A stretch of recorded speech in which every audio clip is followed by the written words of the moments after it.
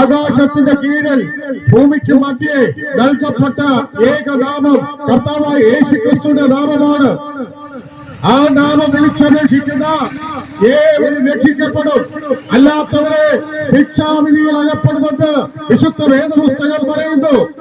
കാരണം എന്ന് പറഞ്ഞാൽ വിശുദ്ധ വേദപുസ്തകത്തിനകത്ത് പറയപ്പെടുന്ന എല്ലാ തിരുവചനത്തിന് വള്ളിക്കും പുള്ളിക്കും തെറ്റില്ലാതെ ആ പ്രവചനങ്ങൾ നിറവേറിക്കൊണ്ടിരിക്കുന്നു. ലോകത്തിൽ ഇന്ന് നടക്കുന്ന പലവിധമാകുന്ന പ്രശ്നങ്ങൾ, സംഭവവികാസങ്ങൾ എന്തെന്ന് ചോദിച്ചാൽ കർത്താവായ യേശുക്രിസ്തുവിന്റെ മടങ്ങി വരവിന് മുമ്പ് അത് ഈ ലോകത്തിൽ സംഭവിക്കേണ്ടതാകുന്നു. അതുകൊണ്ടാണ് ആ സംഭവവികാസത്തിൽ ഇവിടെ പലവിധമാകുന്ന സംഭവങ്ങൾ നടക്കും. ആ സംഭവങ്ങൾ ഈ ഭൂമിയിൽ അരങ്ങേറിക്കൊണ്ടിരിക്കുമ്പോൾ ക്രിസ്തുവിനെ അറിഞ്ഞ് ജീവിക്കുന്ന ഒരു ദൈവ പൈതലിന് അവന്റെ വരവെങ്കിൽ മധ്യാകാശത്തെടുക്കപ്പെടും. ഇന്ന് പകലിൽ യേശു ക്രിസ്തുവിനെ അറിയാതെ ഒരു വ്യക്തി ഈ ലോകത്തുനിന്ന് മാറ്റപ്പെട്ടാൽ നിത്യമായ നരകത്തിലേക്ക് പോകും.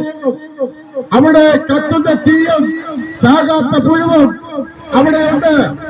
അവിടെ ദാഹിച്ചാൽ വെള്ളം തരാൻ ആരും കാണത്തില്ല. അവിടെ നിന്ന് വിടുവിക്കുവാൻ ആരും ഉണ്ടാകത്തില്ല. അതുകൊണ്ടാണ് ഞങ്ങൾ പറയുന്നത്, മറ്റൊരുത്തരിലും രക്ഷയില്ല. നാം രക്ഷിക്കപ്പെടുവാൻ ആകാശത്തിന്റെ കീഴിൽ ഭൂമിക്ക് മധ്യേ നൽകപ്പെട്ട ഏകനാമം കർത്താവായ യേശുക്രിസ്തുവിന്റെ നാമം.